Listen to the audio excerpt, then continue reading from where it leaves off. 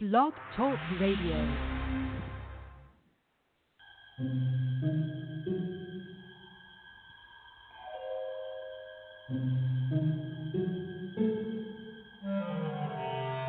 Archangels, ghosts, and Bigfoot, oh my. It's just another night for Supernatural Girls. Real stories, real answers to life's biggest supernatural mysteries. And now for another exciting interview with paranormal experts from this world and others. Here's your host, paranormal researcher Patricia Baker, on the one, the only Supernatural Girls.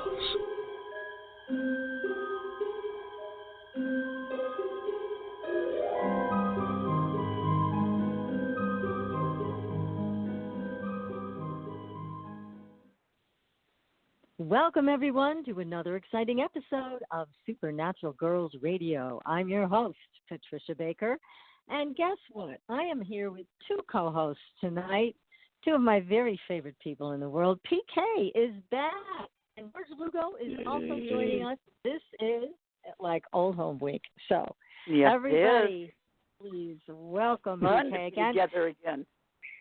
Yeah, we've all missed you, so nice to have you back, and you even have numbers for us tonight and everything, which we've missed your numerology. Yeah, we needed to have a break. We needed numbers. Well, we need to know what's going on because you're the one that comes in and gets us all situated and what we need to expect, what's coming down the pike. So what do we got now? Well, firstly, every man, woman, and child on this planet right now, this month, is a preview of next year. So we're already halfway into it, so we've got a pretty good idea that some of it's going to be shake, rattle, and roll. Some of it's going to be pretty nice, but it is a review of next year, I should say a preview of next year.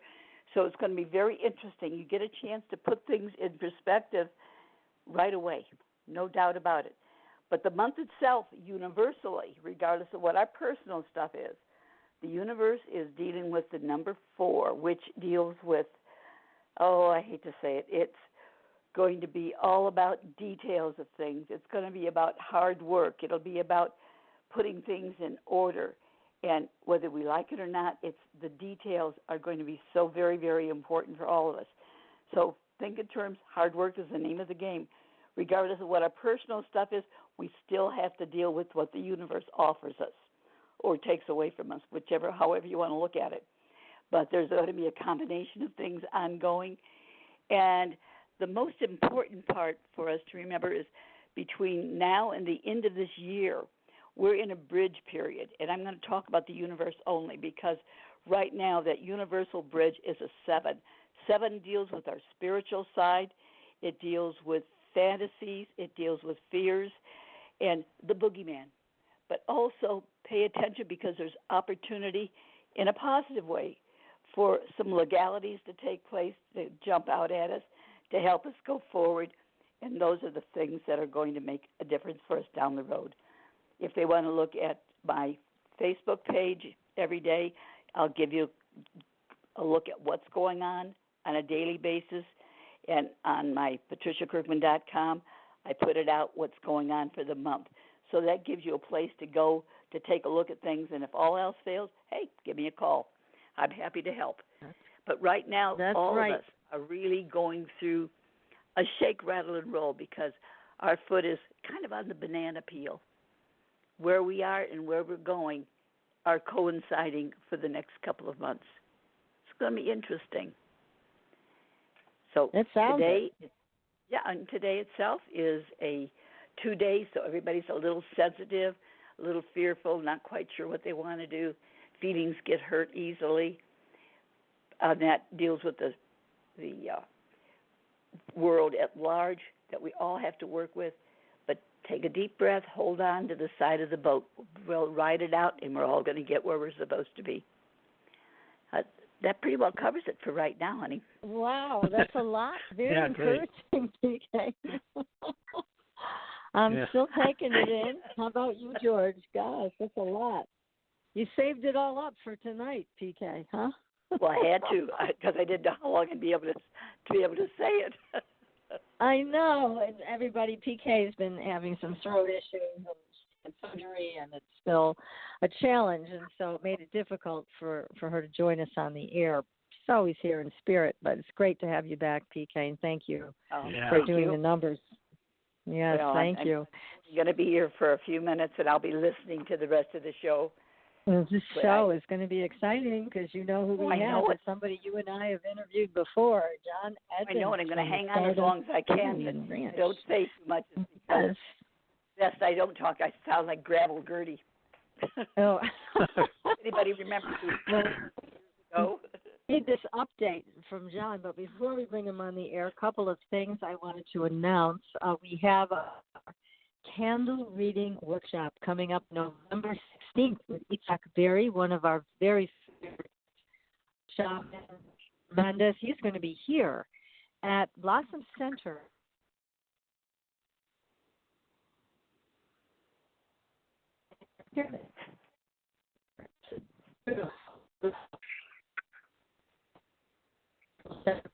Great day.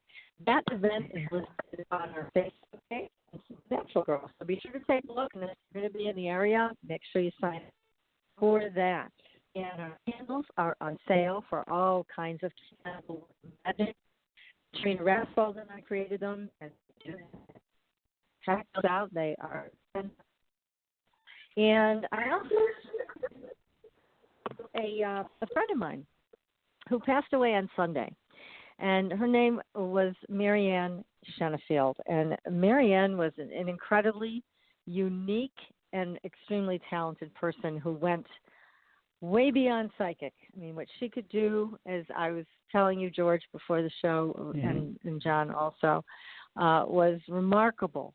She was what I would call a frequency jumper. She could jump on anybody's frequency and tell you every single thing about them, from their health to their lineage to you name it. And we had some great adventures back in the day, and Marianne passed away on Sunday. I know she will be greatly missed by her friends and family, but she was one hell of a powerhouse. And just wanted to take a moment to say thank you, Marianne, for your friendship and for everything I learned from your amazing abilities and your courage to be in this life with what you had to deal with. It was quite a lot. So thank you for that. And in your honor, we are doing an alien show tonight. So I hope you're listening. And we do have some great Facebook stories. Take a look on our Facebook page. We have a story about a UFO over a Mexico refinery. It was witnessed by a lot of people. There are some questions as to whether the UFO is actually taking supplies out of the refinery for themselves.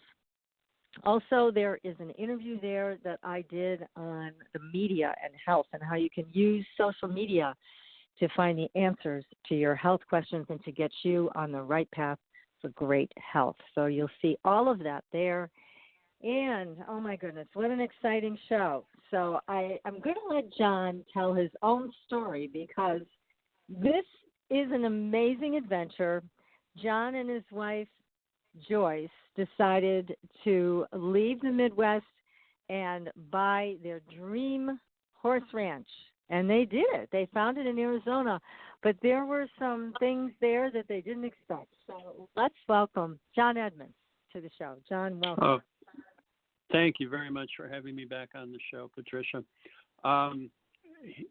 This is a long and sordid tale, but essentially we bought a ranch back in 1996.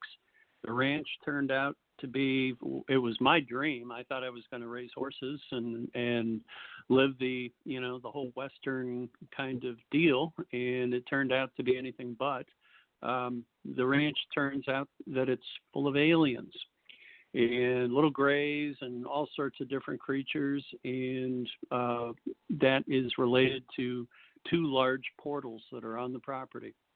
And we have been dealing with it now for almost, about 25 years. And it's just been, unfortunately, it's been pretty much a nightmare until recently. And there has been a lot of developments in the last 6 months to a year, and things have gotten a little bit easier. we finally seem to have maybe a handle on things to the point where we can deal with it. But before that, it has just been one onslaught after another. Well, let's go back literally a little bit, firefights. You were sold this property, and you had no idea that it was filled with all these paranormal things, the aliens and portals, and all of that was kept from you. But there was a very interesting story I want you to tell everybody about when you started to move in and what was in the swimming pool. Well, when we first moved in, June 1st of 1996, we got in about 8 o'clock in the morning with a big truck from Glendale with all our stuff in it. And we pulled up and began to go into the home, big home, 5-bedroom, 4-bath, nice home. It was a dream home. Huge swimming pool in the back, set up for horses, set up for everything, guest house, even a place to land a helicopter. I mean, this was a nice place. And I got a screaming deal on it, and I thought, man, this is, life is good. Walked into the house, and nothing was moved. The folks had taken our money, and they hadn't bothered to even move out. And so we were horrified. We thought, what does this mean? And immediately got on the phone and called the realtor and said, hey, what's going on here? And he was perplexed, and he said, go have breakfast in town someplace and lunch and dinner and go to a movie, whatever's necessary. I'll call you as soon as I know something. And I said, well, we're homeless right now because all our stuff's in the truck, and we already gave up our last house, so we got no place to live. And he says, I'll take care of it. Don't worry about it. So I was, pretty upset, but what could I do? So we went and had breakfast and, went shopping and tried to ignore the whole situation. And I called him late that afternoon, and he said the other folks would have all their stuff out by 8 o'clock. So at 8 o'clock that night, we went back and went to walk into the house, and sure enough, everything was out of the house. So I was greatly relieved. So I did walk around just to make sure everything was intact, and, they hadn't decided to, roll up the garage or something and take it with them. And I walked out to the pool area, and everything that had been in the house was in the pool. And I'm talking appliances, large pieces of furniture, clothing, boxes, everything was in the pool. And this is a big pool. It's a big 10-foot diving pool. And, so there was unfortunately a lot of room for them to put everything. And it was about 8 to 9 feet protruding out beyond the water line. So, and it was all, of course, in the deep end. So I was pretty horrified. That's crazy. Been better off. Yeah, it was. And that was just the start. Oh, boy. Yeah, this is the beginning of it all. So now all of this aliens happen right away because you talk about things are small, like this is most situations, misplaced items. I'm having a real hard time hearing you. The signal seems to be breaking up. Mhm. Okay. Yeah. A little bit. You had workmen that were refusing to come out. This is true. After we had been in what about a week. What happened with that? After we'd been in the house for about a week, and by this time I'm already kind of overwhelmed with feeling like, oh my God, what have I done? And of course, my wife was not doing anything to help that situation because she kept reminding me about 10 times a day that she told me that we shouldn't buy the place because she thought it was creepy and she had a bad feeling for it. And so, and wives have such a great way of making their point, don't they? Yeah, so every single moment that went by where something new would happen, it was like her tapping me on the shoulder saying, see, I told you so. And believe me, after 25 years, you just kind of get over that. I mean, it's tough.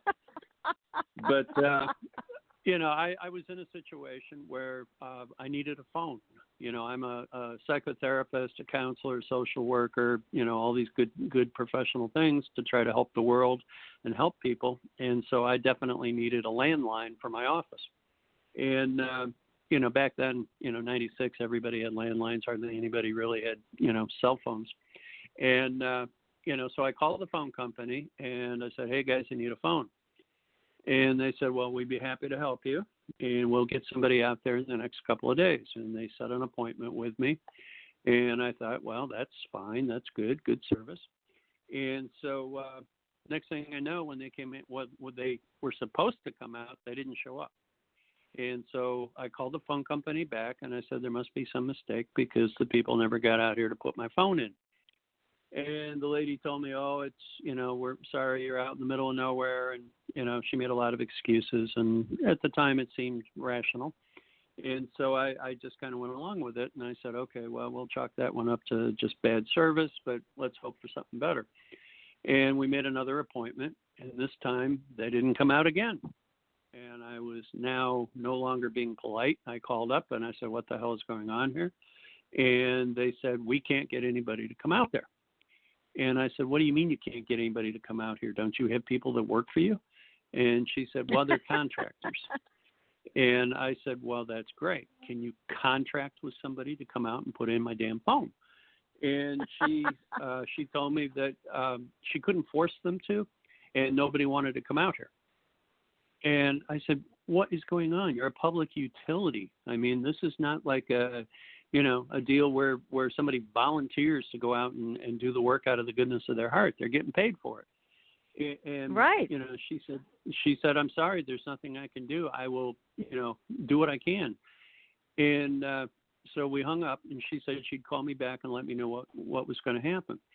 Well, she called me back a couple hours later and she said, look, they held a lottery and somebody lost. And so they're going to come out and see you.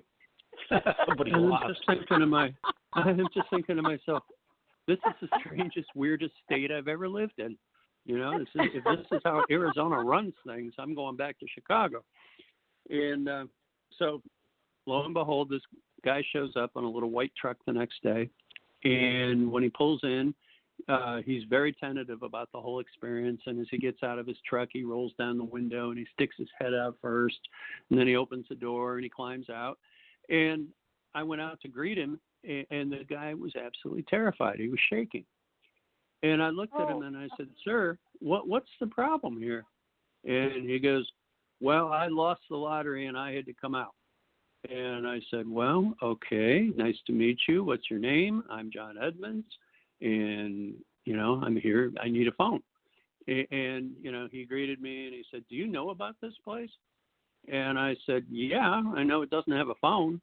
And so he kind of got out of the truck and started walking around the property, and I'm walking with him and we're talking as he goes. And he says, you really don't have any idea. And I said, no. I said, I got a smoking deal on the price, and I thought it's a pretty cool property. I'm going to have horses. And that was my dream.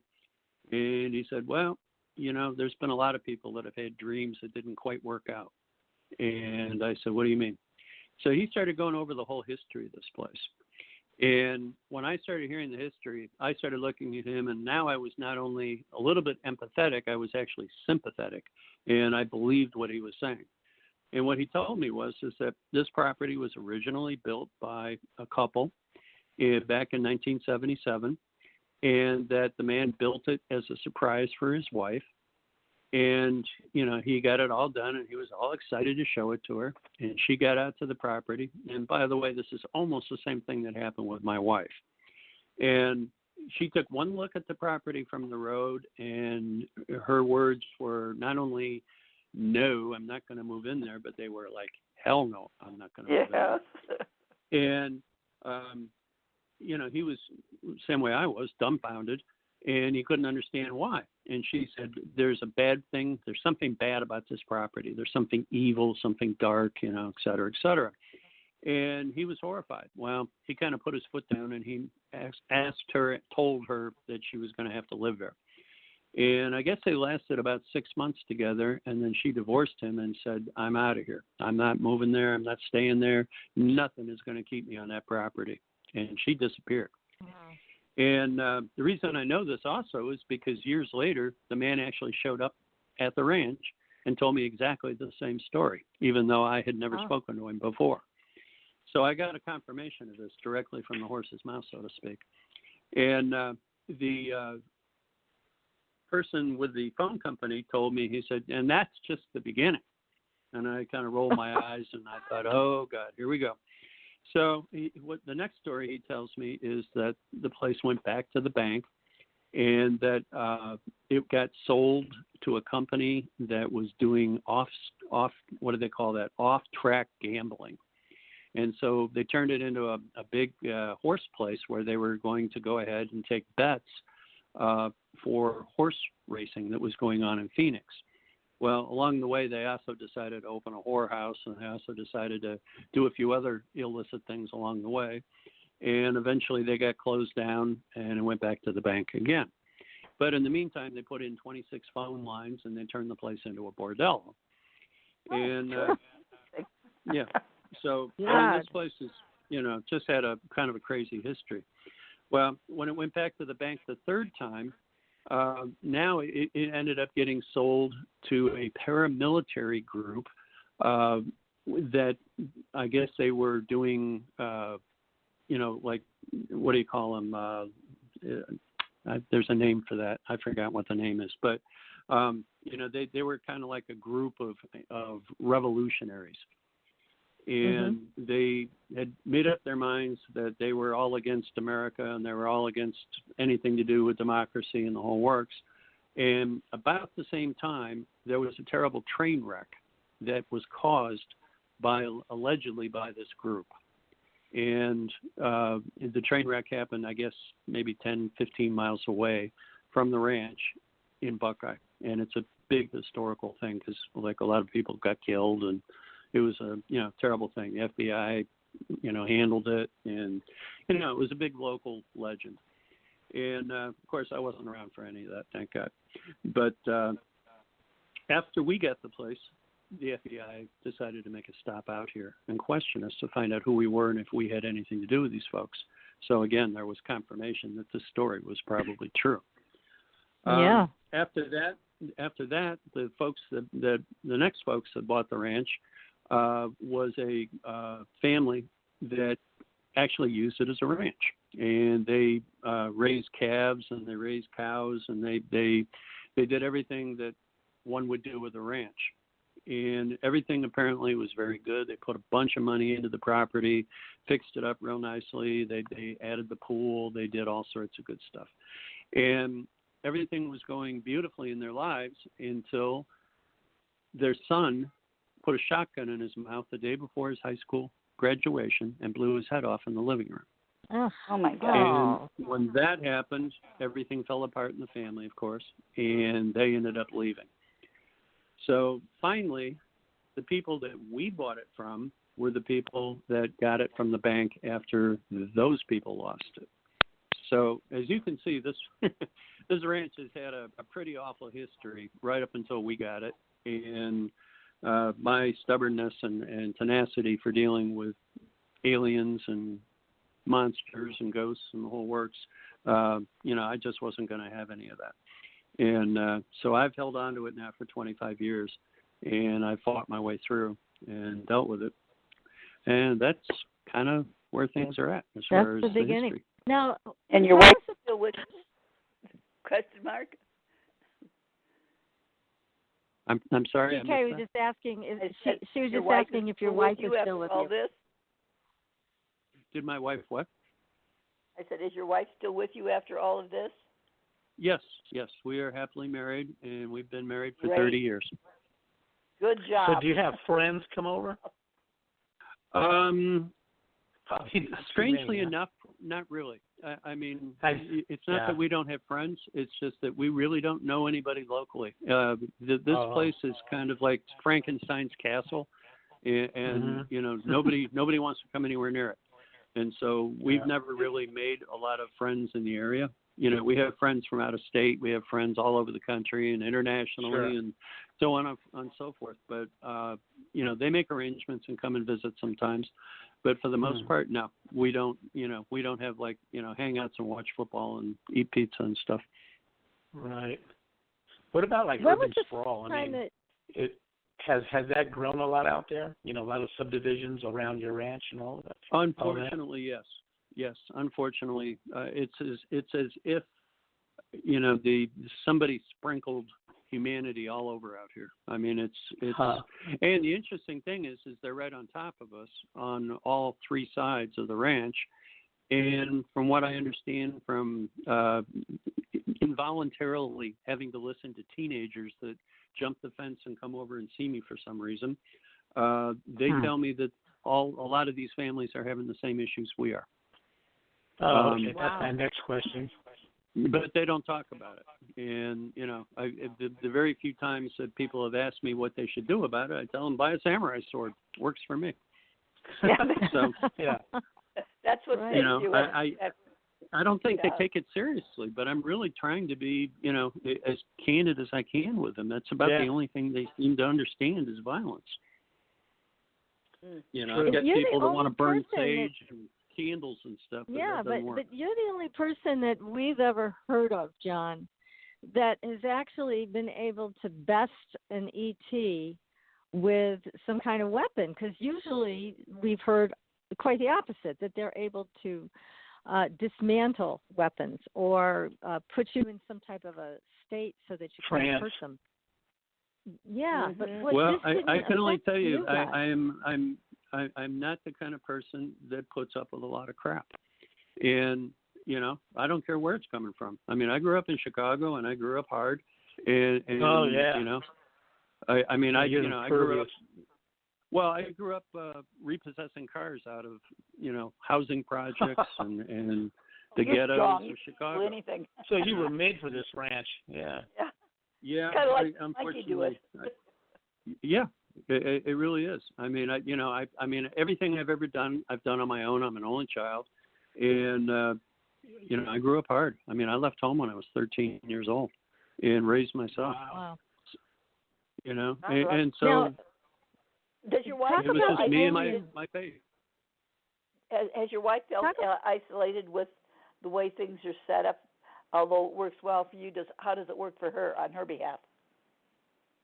She's kind of gotten used to it over the years. I mean, as bad as that sounds, the thing about it is this: we would have gotten out of here many, many years ago, but we put all the money that I had saved into building this ranch as a horse ranch and as a rescue for abandoned animals.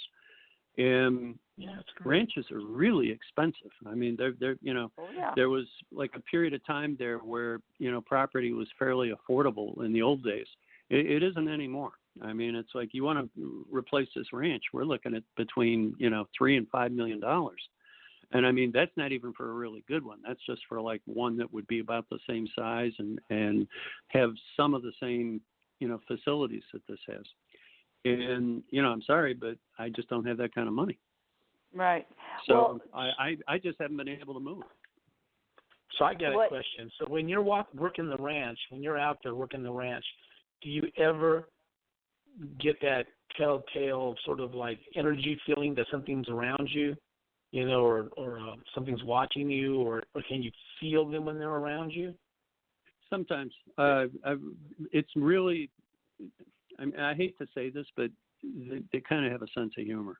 And I know that sounds bizarre, but I've had guys that were like electricians that were putting up lights for me that were like 20, 25 feet up in the air, putting a light on a pole. And all of a sudden, one of these things was up on the pole with him. And he went to reach up to grab his wrench, and the thing handed him the wrench. And the guy just freaked out and practically flew back off the pole. I mean, and I don't tell these guys when they show up to do work and stuff, hey, be careful of the aliens or anything. I just try to, keep it all cool. They're probably thinking illegal aliens. Yeah. Yeah. Well, see, nobody would believe you. I mean, nobody that's a regular person wants to believe this kind of stuff. And if I hadn't seen it and, lived in it, I'd probably have doubts too. But I mean, I have seen, guys that came out here to do work, working on the roof, working on the air conditioning system. And, suddenly they scream. And, these are big men. I mean, these are big burly men, and they scream like little girls. And they come up to the edge of the roof, And they look at me, and usually it's in Spanish, and they start speaking to me in Spanish and asking me, do I know about the devil that's up here on the roof with them? And, and I'll tell them, no, what are you talking about? And I just try to kind of let it go because I don't want to, perpetuate the myth. And, but I mean, very frequently there are things that happen out here, really strange things. Huh. Now, the first time when you talked about using your sword to protect you and Joyce, what was the event that precipitated you getting that sword out? What happened? Well, it didn't start with a sword. I'm a Cubs fan from Chicago, of course, and so I still have an old aluminum bat day bat that I got many years ago at Cubs Park, and I brought it out from Chicago with me. And it's about 2.5 feet long, and it makes a great weapon, kind of like to keep next to you in bed if you need it. And so I took that little bat and I put it in the side of the bed, and just in case. And lo and behold, 3 of these little buggers showed up, and I ended up. I could feel them. I could almost see them, and I just laid in bed and I tried to pretend that I was asleep. And the next thing I knew, I felt one of these creatures reach out and grab my left forearm. And I didn't wait around for what was coming next. I sat right up in bed and grabbed that bat, and I popped them as hard as I could right in the head. And it didn't make any noise. It just fluttered around a little bit and disappeared. And I thought, well, I got him. I mean, where's the blood? I didn't see any blood. I didn't see anything. I turned on the light, because, it's nighttime. And I turned on the light. My wife's laying next to me, snoring away. And, I rolled over in bed and I shook her. And I said, honey, we got aliens. And she didn't say a thing. She just kept snoring. So I rolled her over a little bit more and I shook her again. And I said, honey, get up. We got aliens. And she's just like, what's wrong with you? You've been, watching TV or something? What? And I said, you're not going to believe this. We got aliens. And she says, oh, please. You've been hanging out with the horses too long. Just go to sleep. And she rolled over and went right back to sleep. Wow. That's amazing. Here you are. Just so taking the next aliens time, back. Yeah, that the next she's time supposed to I believe thought you? to myself, I got to have something better than this little shorty bat. It's just not going to cut it. And I'd already had a lot of martial arts training growing up, and I've always been somebody who was really into the martial arts. And so I thought to myself, well, the best weapon I'm comfortable with is either a set of nunchucks or a samurai sword. And I thought to myself, nunchucks, yeah, they're good, but you know what? Cut the head off. Yeah, now you're really talking here. And so I got a samurai sword, a cheapie, not an expensive one, nothing exotic or historical. And I just put it where I thought I could get at it if I needed it. And sure enough, we had an event where 3 of these creatures showed up again on our sun porch, and my dogs were barking and my bird was screaming. Scarlet, my scarlet macaw, she always screams bad dogs, and that's code word for aliens. Oh. She doesn't know what an alien is. She doesn't know what an alien is, so she just calls them bad dogs. And so she's out there screaming at the top of her lungs, bad dogs, bad dogs, bad dogs. I run out with a samurai sword, and sure enough, there's one standing there right in front of me. I looked at it, it looked at me, and it was game on. I knew right there wasn't going to be any handshakes or anything else. It was time to get it on. And I literally took the samurai sword and I ran it right through the abdomen, pulled it out, went to chop off the head, and before I could do anything, it just disappeared. And what I found out was, after many of these experiences, that the head is like an antenna. And if you chop off the head, you break the antenna and it can't go home. And so what happens is that you get to keep the body and do whatever you want to do with the body. When my case, I FedExed it to a guy in Michigan who was a scientist, and he did all of the DNA work and all of the medical and scientific processing of the corpse. So I probably am the only person in the world who's ever FedExed an alien. But what did he find when he did all of this research? Well, Dr. Levengood, who was the doctor, or who was the scientist in Grass Lakes, Michigan, he was very smart about it. What he did was he vivisectioned everything that I gave him, and he sent it out to a bunch of different universities.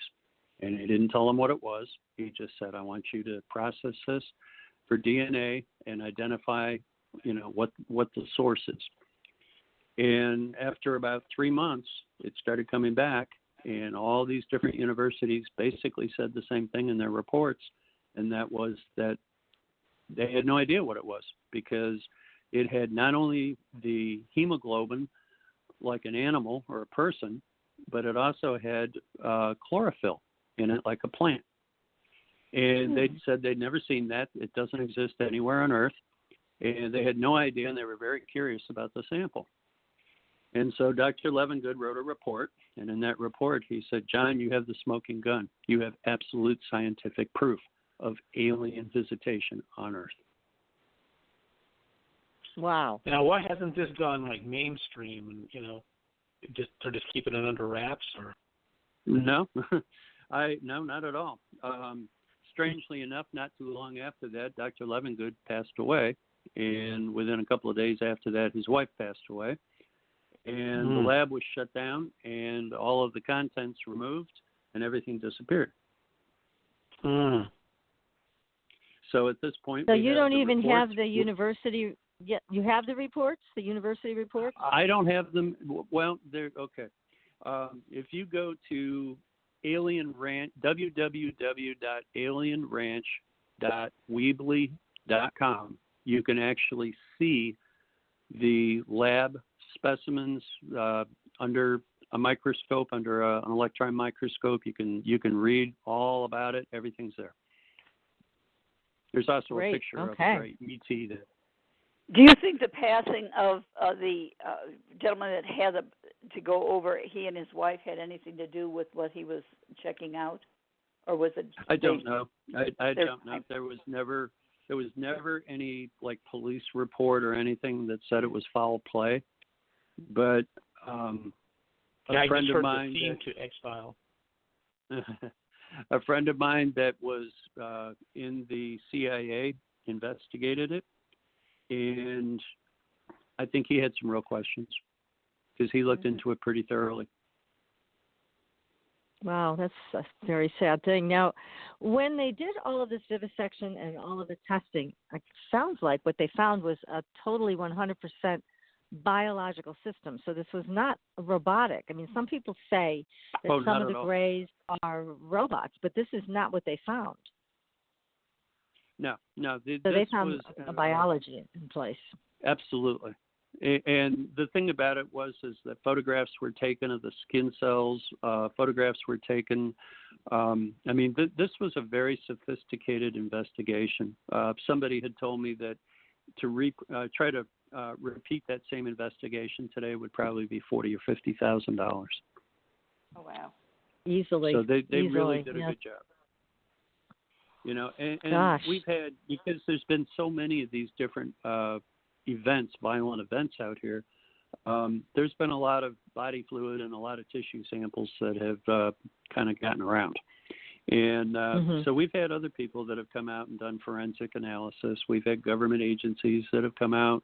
We've had all sorts of, people plow through this place and do every kind of medical test on us. They could do lie detector tests on us. You name it, we've been tested. I mean, we're about as USDA proven at this point as, homogenized milk. Yeah. I guess so. Did they look for implants and things of that nature? I'm sorry, George, what did you say? Did they look for, like, implants on your body anywhere to see if anything would show up, that maybe they implanted on you guys? That's another whole story. I could do an entire show because, yes, that definitely occurred. And yes, there is proof of it, and I have before and after MRIs to prove it. Amazing. Yes. It's one-stop shopping at the ranch. It sure is. You've got it all. It's kind of like the Walmart of weird. That's a great way to put it. Well, we're going to take a very short commercial break, and we're going to come back because there's so much more to talk about. We have to get caught up on what's been happening recently. So we've just been talking about the history of the ranch, everything that's happened that we can get into this short period of time we have with John. And we're going to now find out what's happening today. So stay tuned, everybody. You are listening to Supernatural Girls Radio. We will be right back. Pure essential oils, specialized minerals, and a revolutionary anti-aging technology. Astridian combines the best of all scientifically proven ingredients in easy-to-use creams, lotions, and concentrated serums. Astridian's advanced line of products take your skin to a new level of being healthy and beautiful. We offer a variety of collections that address all your skin concerns. The Essential Anti-Aging Series treats and moisturizes your skin for a long-lasting, younger look. The Multivitamin Series promotes healthy skin with high-quality vitamins and minerals. The Sports Series restores skin from cellular damage and stress. Astridian also offers a revitalizing solution for hair and a professional series for doctors and medical spas. Visit astridian.love today and begin your new journey to healthy, beautiful, youthful skin. Astridian, beyond your expectations. There are a lot of psychics out there. How do you decide which one is right for you? You look for someone who empowers you, who's practical and spiritually connected, who says, here are your opportunities, here are your challenges, and here's a way to deal with them, and then gives you your own toolbox to make your life everything you want it to be. Hi, I'm Corby Mitleid, and that's how I work with you. As a certified professional tarot reader, I've helped thousands of people for over 40 years through my toolbox. Cards, past life retrieval, numerology, spirit guide conferences, and mediumship. Whether it's career, relationships, finances, or your spiritual road, together we can replace your confusion with clarity. And you'll probably find a little laughter along the way. Visit me at CorbyMitleid.com to find out how to cross your bridge from fear to fearlessness and fly. And tell me you found me at Supernatural Girls for a special gift with your reading. Corby Mitleid, the practical psychic for catching your tomorrows today. Find me at CorbyMitleid.com. That's CorbyMitleid.com. Are you ready for a new experience of freedom and powerful connection? Would you like a positive, effortless change in your life? Then come to CosmicFusion.com, where we offer the most advanced energy clearing and expansion techniques in the world, with a quantum vortex energy to activate your divine blueprint and life's purpose. When your soul leads the way with cosmic fusion and quantum vortex energy, you can break clear of past difficulties and blocks with the power of the source. With cosmic fusion, the source energy does the work for you. It's easy and effortless. Listen to our free meditation right from our Cosmic Fusion website, the Cosmic Code Meditation. Sign up for one of our interactive webinars today. Come to Cosmic Fusion, www.KOSMICfusion.com, to experience an effortless awakening and transformation. Are you ready for an upgrade? Are you ready for a new experience of living in the fifth dimensional magic and powerful connection? Then visit CosmicFusion.com today. CosmicFusion.com.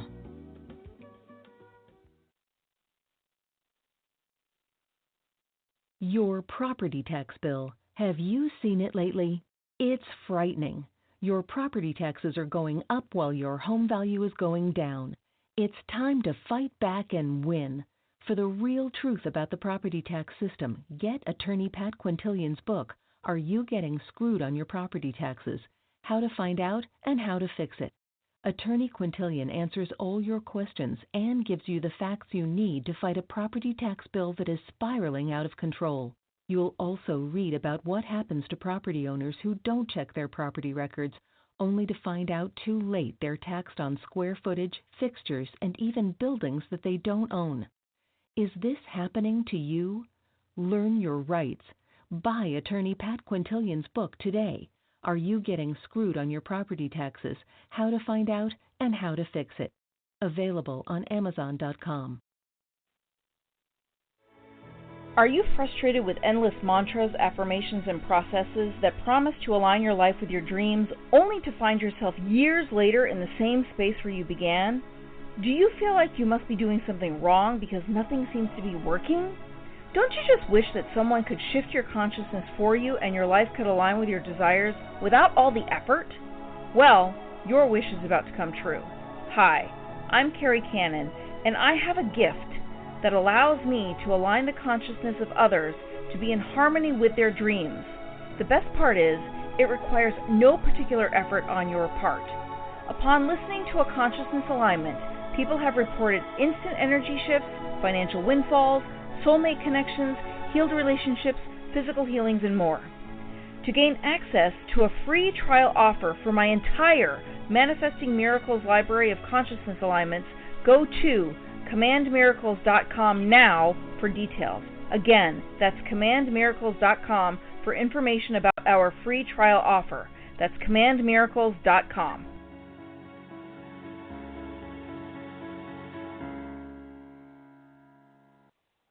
Welcome back, everyone, to Supernatural Girls Radio. I'm your host, Patricia Baker, and I am here with two fabulous people who I absolutely love, and that is PK, who has rejoined us tonight. This is a big night for us, and also our good friend, psychic medium George Lugo, who you can find at crystalgatereadings.com. And he's available for private readings, although he's very busy. He's booked out quite a ways, but don't give up. He will make time for you. And also Patricia Kirkman at patriciakirkman.com for numerology.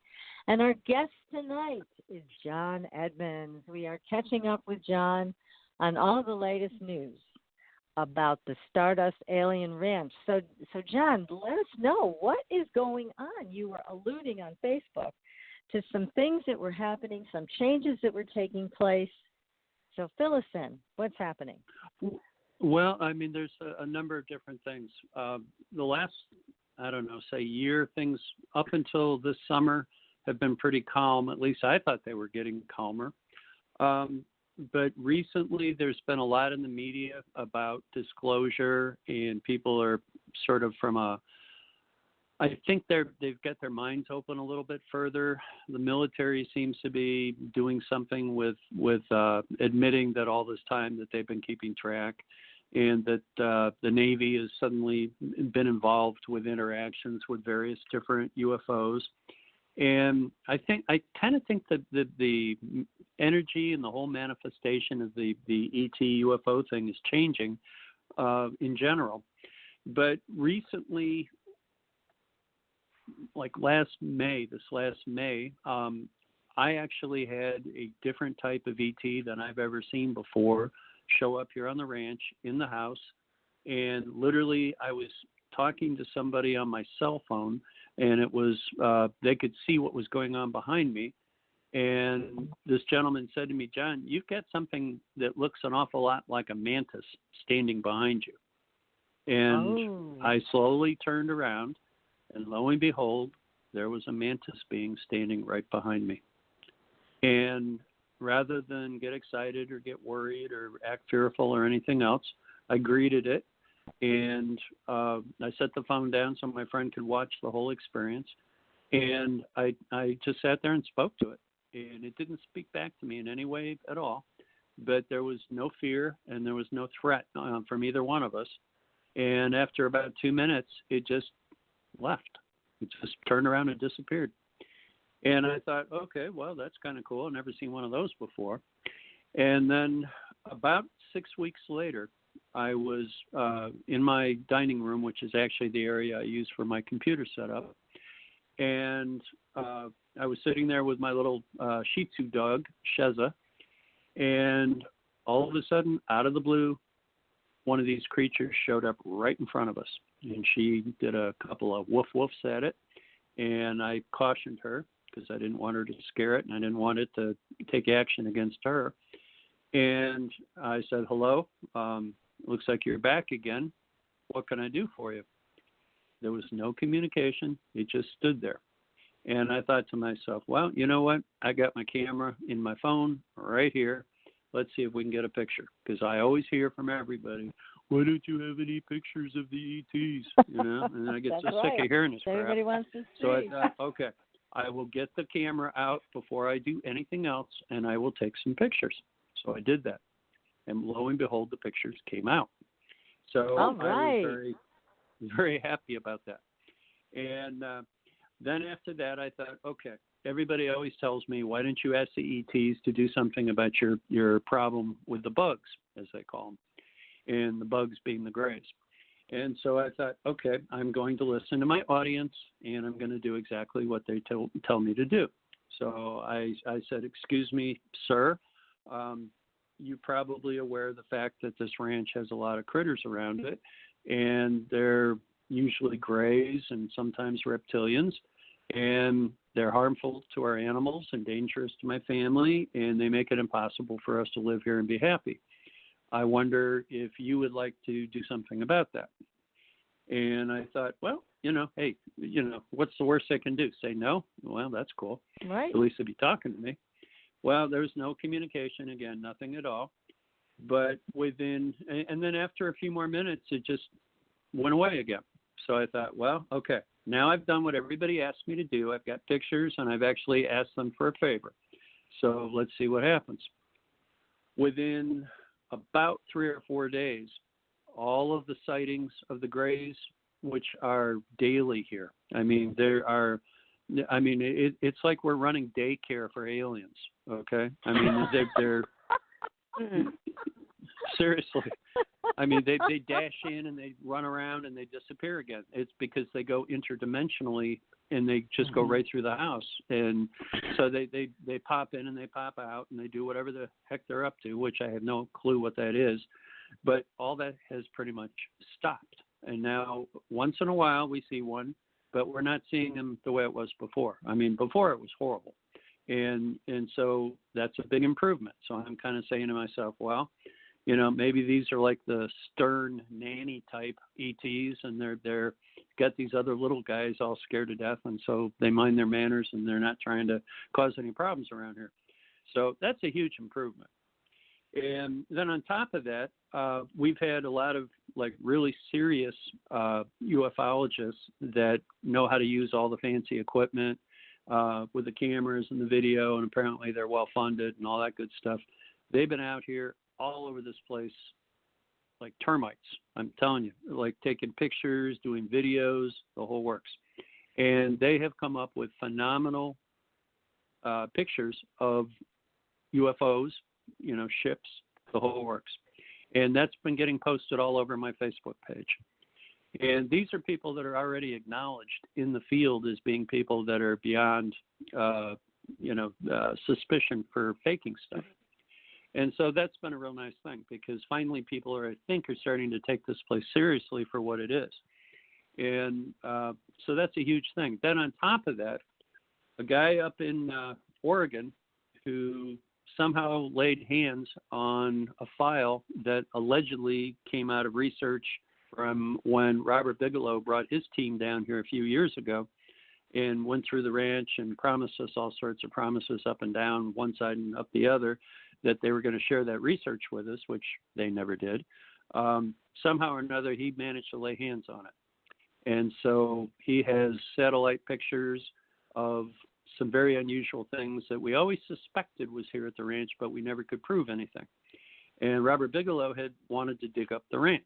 And at the time, I thought to myself, like hell, I'm going to let anybody dig up my ranch, And so I had said, no, that wasn't going to be an option. Well, it turns out that he had some kind of satellite technology or had access to it or something, and they managed to get photographs of something underneath the ranch. Oh, and my. we've always we've always wondered that because we have had psychics. I mean, this place is like Psychic Central. We've had so many psychics come out here, and we never told them anything. We just say, hey, go ahead, walk the property, and tell us what you think. They'd always go to one location, and they'd say, there's something down there, and it's big, and it's turned on. It's alive. And, you know, I would be like, well, that's interesting. Can you give me an idea what it is? And they'd say it's some very powerful energy source. And, you know, who am I to doubt them? So this has gone on for like 10 years. Well, when all this information came out and these pictures from the satellite data came out, it pretty much confirmed there's something down there. And so at this point, you know, I have no way of confirming it one way or the other. I mean, you know, it might be there, it might not be there. I have no idea. But there's a lot of evidence that points to the fact that there may be something down there. And we've had people that, you know, have come out and they're very sensitive to electromagnetic frequency and radiation and all that. And they would stand in various different places on the ranch. And it was almost like they were snapping their fingers to a beat because the energy would pulse. And it would pulse at a very, very consistent interval. And it turns out that interval coincides with the beat from the energy that seems to be emanating from this location under the ground. That's just incredible. Gosh, well, so you're getting some more answers, and you're also having some relief from the little teenage aliens that have been running around driving you crazy. Let's go back to the praying mantis style of the being. How tall was that thing? Well, this is going to sound really crazy, but I never saw anything except the face, the head. Okay. I didn't see a body. All I saw was like a head that was just floating around. I know that sounds insane, but when I took the pictures, that's the only part of it you can see. But you can see the jaw moving back and forth in the picture because I used an iPhone and it has the ability to, I don't know how it's like somehow or another it takes like a mini video. And for like a second or a second and a half, you can actually see the mandible moving back and forth inside the head of this thing. And you can see the eyes real clearly and you can see the face. And I mean, very clearly, it's something alive. And, you know, to me, it looks like almost like the head of a gray or almost the head of like a mantis. And so I got pictures. That's amazing. Well, we've heard tell that the mantis beings are quite advanced and that they are basically over the grays. So there are many steps, I guess, beyond the grays. And so it's wonderful that you were able to ask for some help. You got some help. And nobody felt threatened by the mantis. So that's a huge shift in how there's you're something else here. Being treated. Thank you. We have for years, and when Carrie Cassidy was here years ago, she got video and still photos of a flying saucer that was around the property. And that flying saucer has been photographed so many times, it is ridiculous. I mean, when Ghost Adventures was here, they got video of it. It seems like it's posted here. And recently, when all these different ufology guys have been out here, they've got all sorts of video of it. And so there seems to be some relationship maybe between what's under the ground and the fact that this flying saucer hangs out here. We don't understand it yet, but we know there's something to it. There's definitely a relationship. Has there been any attempt to check what's under the ground at that area? We haven't done anything to it. Our resources are so low right now in terms of financial resources because everything we do goes into the ranch to pay for keeping up the animals, the horses, and so on and so forth. And even though we're a 501c3 charity, the donations are like non-existent. And so we pay for everything out of our pocket. We just don't have the resources to be able to go get heavy equipment and all the rest of it. And not only that, I'm not so sure I want to do that unless I know somebody that knows how to do all this stuff. I mean, what if it's something dangerous? You know, I don't want to. Yeah, exactly. I don't want to blow up the neighborhood or something. What it is either. Yeah. Blow up the neighborhood. Yeah, it could happen. We could let George. George? How are the animals doing? How are the animals doing? The animals are fine. I mean, the animals don't really. We had a very weird incident back in January. We had a visitor from New York, and she was a psychic person, but she kind of had an attitude. I would call her a psychic with an attitude, and she got nasty with various different entities here. We couldn't see them per se. But she called them out and called them names, and the next thing you knew, she had blood pouring out of her arm. And, I mean, literally, we didn't even see it happen. It's just all of a sudden, it was like she had about an inch-long cut on her left forearm, and there was blood pouring out. And I didn't see her do it, so I don't think it was a scam. And then the very next thing after that, when she started giving these, whatever it was, a hard time, something started chasing my cat, Gumby. I have a cat named Gumby that I adopted, and it started chasing Gumby all over the living room, and all of a sudden he just disappeared. I mean, into like thin air right in front of us. It was 5 weeks before Gumby reappeared, and when he reappeared, he reappeared in my truck, which was locked up, and the windows were up, so there was no way he could get in there. And I went to get in the truck to go out to feed the horses in the morning, and there was Gumby sitting on the seat next to me. And I was overjoyed. And I grabbed him and brought him in the house, and I checked him out. He looked like he hadn't eaten in probably 3 weeks. I mean, he was absolutely starving. He was desperately thirsty. Yeah. So wherever he went was not a good place, and they sure didn't feed him. And so, you know, I fed him up, and now he's back to normal. He's all good again. But I'll tell you what, you know, just another episode in the saga of Stardust Ranch. Now, so John, how can people Stardust donate to your charity so that you do have some funds? Because I know horses, especially, are very expensive. So how can people donate to you? Let's go there first, and then George has a question. Okay. So. I would tell everybody the easiest way to donate is just to send us, you know, a check or a money order, or however they want to do it. I can give you the address of the ranch, and they can send it here. It is a 501c3 charity for Hopeful Hooves. That's the name of the charity. And all the money goes strictly for medical or feeding the horses. There's no salaries. There's no any money taken away for anything personal. It all goes directly to the horses. Our address is 14700 South Tut Hill, Tuthill Road, Buckeye, Arizona, 85326. And I will send a handwritten thank you and a receipt so that you can use it for your taxes. And I'll post that tomorrow on our Facebook page as well, so people can have that opportunity to donate to you. Because is there the ability, say, to do horse riding or to learn how to ride horses or whatever on the facility? We really have shied away from that because there's only one person doing anything here, and that's me. My wife works full time, and she's gone. And I honestly, I mean, I'm 60 years old. I don't have the wherewithal right now to get into doing all the therapy that I used to do. I wish I did.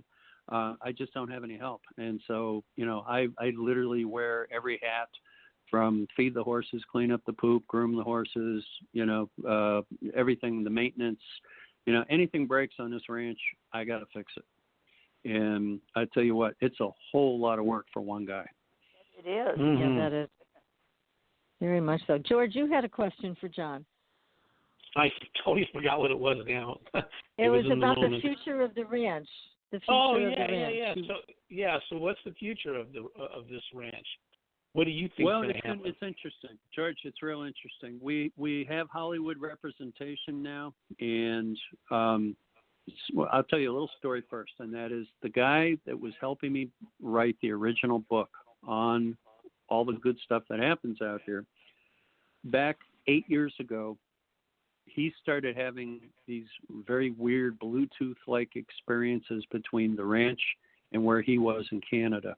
And all sorts of hell started breaking loose in his personal home, and it all seemed like it was related to the ranch. And he'd never been to the ranch. I've never met him in person. He was just helping me to write the book. And it freaked him out so hard that he quit. And then it freaked him out so hard that he moved to Costa Rica. And he literally lives in a little village in Costa Rica, and they barely have like any of the modern conveniences or anything else. Right. But a couple of days ago, he got hold of me and he said, "John, your book is the only book that never got done." He said, "Everything I've ever started, I've done in my life, and it just drives me crazy that we never got that book out. Do you want to finish it?" And I said, "Yeah, I've actually gone through 2 other writers in the meantime trying to get that book finished, and all hell broke loose in their lives, and so they quit as well." And he goes, "Well, I'm going to finish it come hell or high water if you'll help me." And I said, "You betcha." So we're working 2 to 3 hours a day now, every day on the book, and he's telling me it's going to be out and ready for purchase by Christmas. Oh, fabulous. Who's your publisher? Yep. Who is your publisher for that? I don't have a publisher yet. All I have is just a co-author. Okay. So I need all the rest of that stuff that goes into doing books. And I don't know the first thing about this stuff. I mean, I'm a psychiatric counselor. I'm not a book guy. And so if you got any great ideas, feel free to, send them our way. Okay. We will definitely put our thinking caps on for you for that project, because it's such an amazing story. And I know people are going to scratch their heads and go, is this real or not? But like you said, you do have photographs, you do have video, you do have, also you had an interview that took place where there was an alien peeking out from behind your sofa that was caught on tape. I remember seeing that. That was the last interview with Carrie Cassidy. And during that interview, I had 105 fever. I was deathly ill, and I had to do the interview, so I just sucked it up and went ahead with it. But that thing was behind me, apparently, looking into the camera, and I had no idea it was there. And I didn't know about it. Yeah. Carrie got hold of me like an hour afterwards, and she said, "You're not going to believe this, but there were aliens behind you when you were doing the interview with me." And I said, "Wow, that's pretty wild." And she goes, "That's the first time in history, aliens have ever been caught live during an interview." And I said, "Wow, I guess that's another first."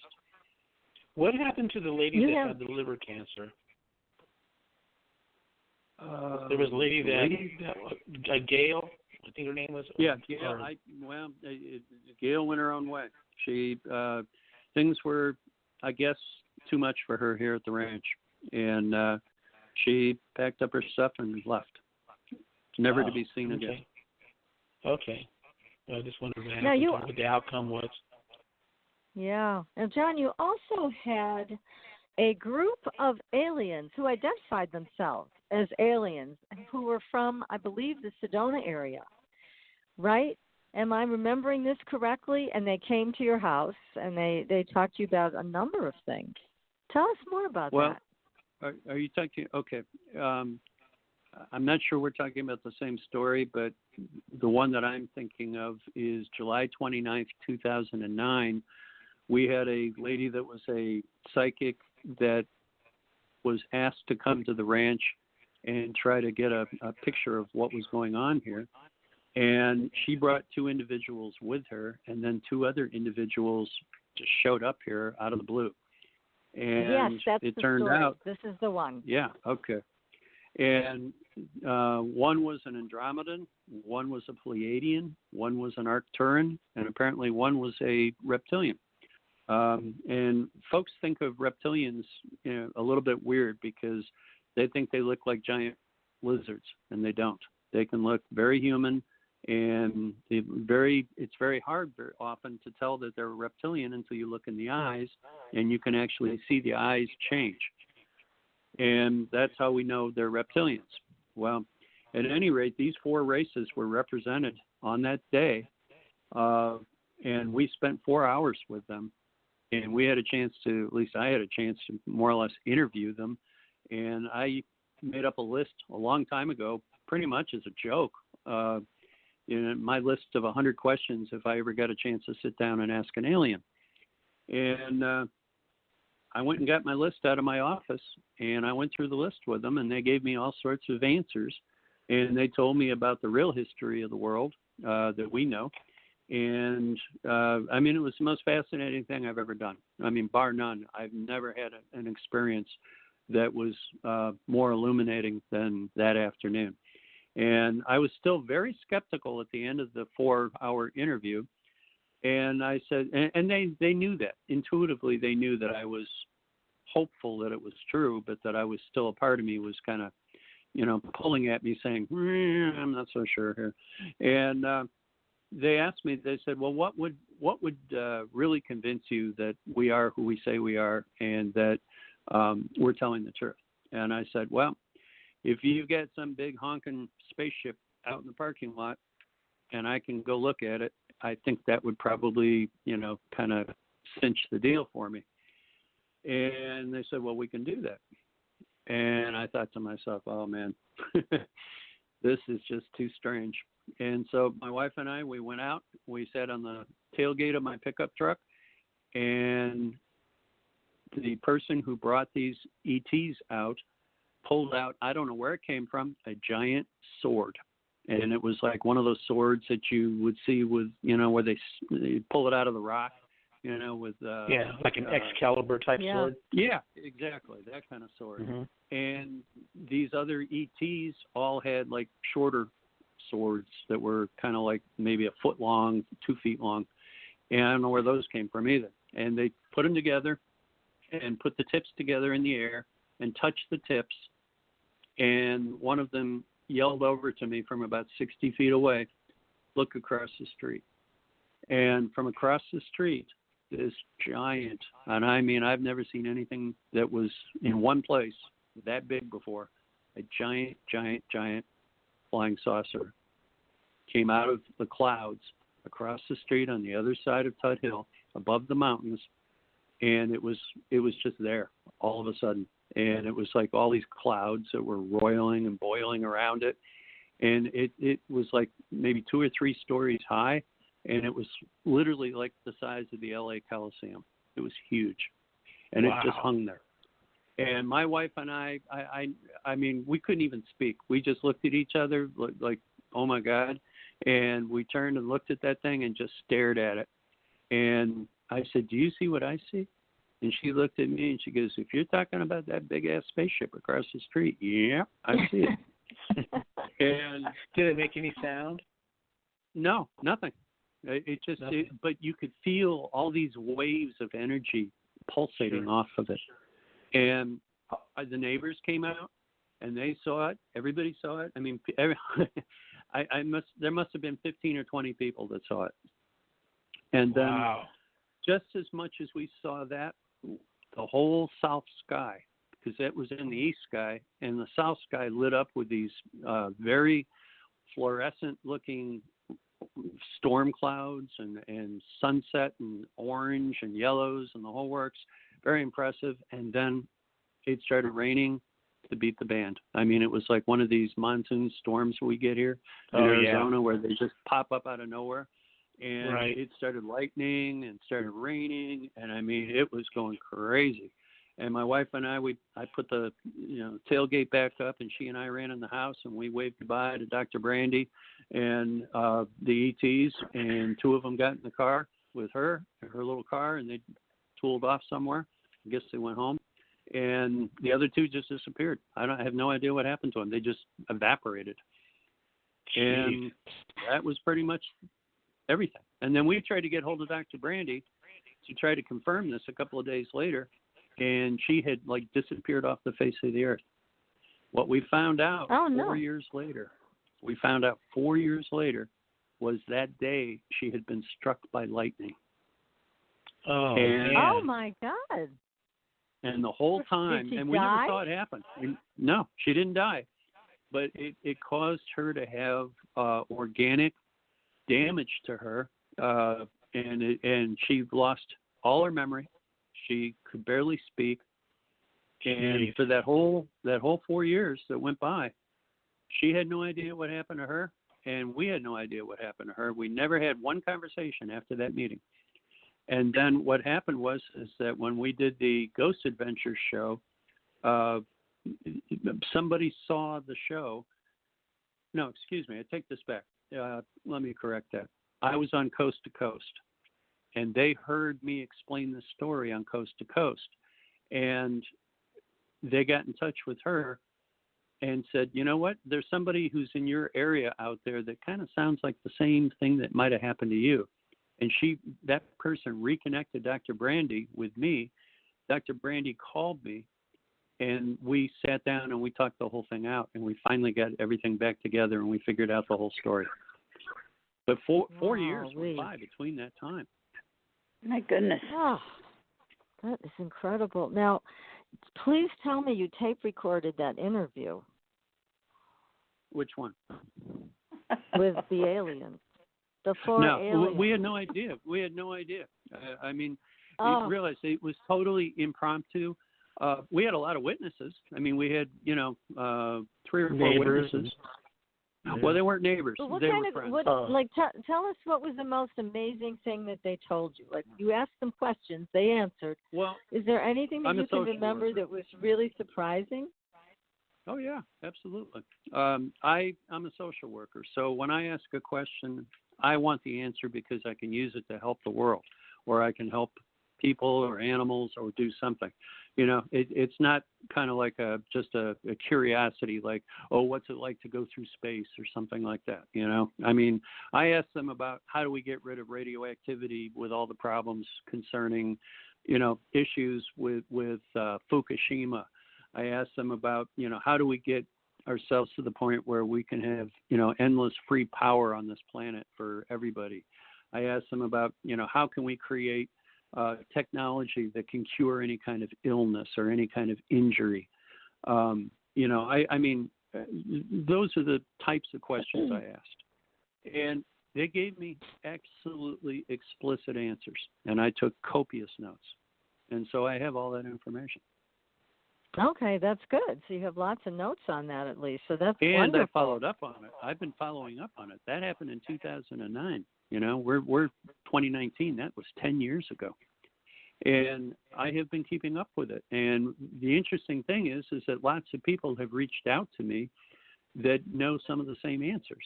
And so we have been creating sort of a loose network of scientists and professionals and individuals that have all the technical skills, everything. The only thing we lack is money.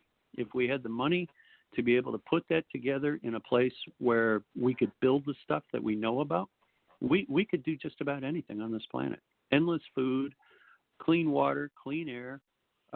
We can wrap up the whole problem with the oceans and clean those up. We can create technology that literally can fix anything. And I've already seen that technology. It's already been built. So some of these things are already happening. Some of this stuff's already happening. But that's the only thing that we're missing. I mean, I have locations where we could do this stuff. I have the people. I have everything it takes to make it work. The problem is I don't have any money. What about Bill all Gates? you people with money out there, then you need to contact John. So that's all there is to it. And the cool thing about it, the really cool thing about it is that this isn't about trying to reinvent the world in such a way as to make everybody filthy, rich. This is about making the world that we should have had all along, okay? Because for 800 to 1,000 years, our culture across the world has been so messed up with fighting over politics and religion and, all the various things that you fight over. And they're absurd because they don't have any relevance to the future in terms of being able to create a better path or a better future. Mm-hmm. Well, now we have all the answers. We just need the people that have the money to decide they don't need another Rolls Royce or another, palace someplace, and sit down with us and create the answers and create demonstration models of these various things, and we can get them out there. All right. Well, we got to put the word out about what you need, John. But in the meantime, I want to go back to these 4 ETs. So you said Sure. you could tell a reptilian by the eyes. What about the other 3? They just looked human, and that was it? I mean, you wouldn't be able to tell them from your neighbor down the street? Yeah, well, I would say this, and that is they don't look like everyday humans. They kind of look overly perfect. Very attractive, very well built. They look like Hollywood types. I mean, they look like guys that you'd expect to see like in a Marvel's comic, representing some superhero. Yeah. Mhm. And they were all male. None of them were women. No, there were no females present. That's interesting. I asked them about that. I said, where you come from, are there more than, one sex? And they said, well, yeah, of course. And I was like, well, that's good. And I said, are women important there? And they said, yeah, they're just as important as anybody else. Everybody has their position and their choice of what they want to do and how they want to do it, and the whole works. So, I mean, the future is a bright future if we will allow it to be a bright future, and we'll start putting some hard work behind it and getting it done. The answers are there. These folks are already, and by the way, this isn't like they just showed up out of nowhere, okay? These species have been here for at least 8,000 years. And there's not just them. There are as many, I know for a fact that there's at least 35 races that are actively here on Earth, okay? And there may be more. Yeah. Yeah, there may be more. And some of them have been here since the very beginning. But here, they must look at us and think like we're all assholes or something. I mean, they're so advanced, and they have this, all these abilities. So you don't have to be an alien to think that. No, you don't. But they must really think that. I mean, yet a lot of them, they're very involved with you, John, and your wife. Mm-hmm. But, right. Overall, they seem to be fairly hands-off with the rest of us. Maybe we're just not interesting to them. There's a reason for that. Okay, what is the reason? Well, I know it sounds really tired to hear the old adage that, they're not supposed to interfere and all that kind of thing. But the bottom line is this, and that is, it's our planet because we say it's our planet. That doesn't make it really our planet. It just means we think it is. We think that we're at the top of the food chain. And so they expect us not to act like a bunch of spoiled little children. They want us to take responsibility for ourselves, and they want us to use higher frequency. They want us to use love. They want us to use kindness, all the good things, okay? All the qualities that we try to teach our children, hopefully.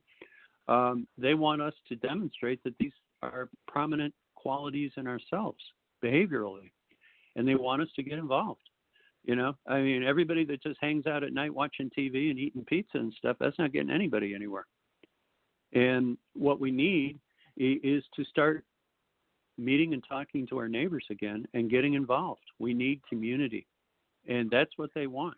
They're more than willing to get involved if we ask them to, but you have to actually ask them. And what about this, John? Let me just ask you this question, because again, we've all been watching the soft disclosure that's been going on, and then the Navy did finally come out and do their thing. Now they're rebranding UFOs and calling them unidentified aerial phenomena instead of UFO. It's UAP. They're doing this whole big thing around UFOs. What do these alien folks think of that? I mean, are they saying it's time for your government to let you know and let you in on the truth, or are they just, again, hands off, whatever happens, happens? Well, it's a little more involved than that. What it comes down to is the fact that what they're saying is the way we govern ourselves isn't really the best way to do it, because it doesn't serve really the people. What it does is it's kind of like we said, you know what, we're kids and we don't know how to drive, so, you know, here, you drive the bus, and wherever you take us, we'll just figure that out as we go. And it doesn't work. What we need is active participation on a daily basis so that, you know, we're all on the same page at the same time, and we're agreed to be doing the same thing. And but that's do they what they're want basically us to saying know is, about them? Here's my question. Do they want us to know about them? Because the government keeps a veil over it. Do they want that veil removed? Well, here's the thing. You see, here's a great example. Here I am out here on the radio talking to you, telling the whole world about this. And, you know, a few people are going to be sensitive to, you know, my frequency, and they're going to understand that I'm telling the truth and I got no reason to lie. I got nothing to make, you know, there's absolutely nothing that serves me by lying. And they're going to get that. But the problem is it's kind of like the weather. I mean, unfortunately, you know, until people look outside and see what the weather is, they don't believe what it really is, you know. And people, unless they are told by a source that they trust, kind of like the media, or a national statement from the president or something like that, most people are not going to believe it. They're just going to, you know, put their heads down and do their daily grind and go, yeah, you know, it's just a gimmick. You know, somebody's trying to make money somewhere. And that's the problem. And that is that until these folks wake up enough to be able to accept the message that they're not alone and that anything is possible and we don't have to be in the mess that we're in, it's not going to change. It'll change for those of us that want to change it, but it's not going to change for the mass populations until they see enough of us getting together doing these things and showing the world that it's what it is and explaining it exactly how it is. You know, back to the way that alien looked, would you say they looked something like, remember the Mel Gibson movie Signs? Were they kind of built like that? Do you remember that? I remember the movie, but I don't remember what it looked like. Oh, yeah, it looked real humanoid looking, but like perfect. You know, perfect physique and all that. Yeah, I just wondered if you thought. Well, you know how you always hear about the tall whites being like these exceptionally good-looking individuals. Right. Well, these individuals were quite large. They were, you know, considerably more than 6 feet, between 6'2" and 6'5". They were large-bodied. I mean, big. You know, I mean, I'm 6'3", and at the time I was 280 pounds. I'm down to 165, but at the time I was a pretty big guy too, and they looked a lot bigger than me. Wow. Huh. I mean, these guys could have easily gone on, like, you know, professional wrestling or cage fighting or something like that, and, you know, done real well. Yeah. That's amazing. Huh. Hey guys, I'm back. Sorry about there that. You are. I got kicked off. They threw me off the show. They wouldn't let me back on. I missed the whole answer. I'm going to have to re-listen to that. So I got your answer on that, John. Great answer. Boy, a bunch of static. Yeah, this has been the board's unstable again. Is everybody there? Yeah, and something I should say to add to that answer that you didn't hear, and that is that I've had a tremendous amount of interactive experiences with various different, you know, agencies and government people and individuals from universities that are on contract to whatever agency that they work with. And I got to tell you, our government, the people in the government itself that do the daily hands-on stuff, they're awesome. I mean, they absolutely, positively acknowledge everything that I'm saying, okay? I've had these conversations at length over dinner in a very, you know, polite, formal manner, absolutely acknowledge everything. They tell their own stories at the time, and their stories are you know, amazing as much as this one is. So it's no secret that all this is going on. Okay. No, and it's it been really going on isn't. for a long time. No, it's been going on for a long time. I mean, the government's been interacting with these guys for a long time. And, right. Well, John, I hate to interrupt you, but we're going to get cut off in about a minute. Okay. So just Okay. wanted to thank you again so much for coming on the show. Thank you, PK. Thank you, George. And John, obviously we'll have to have you back again. This has just been very exciting. And thanks for taking your time to talk to us. Best to Joyce. And we'll be back next week, everybody, with another exciting show on Supernatural Girls. Until then, we'll see you on the Blue Highway. Good night. Good night. Good night. Thanks for listening. Tune in next week for another radio adventure with Supernatural.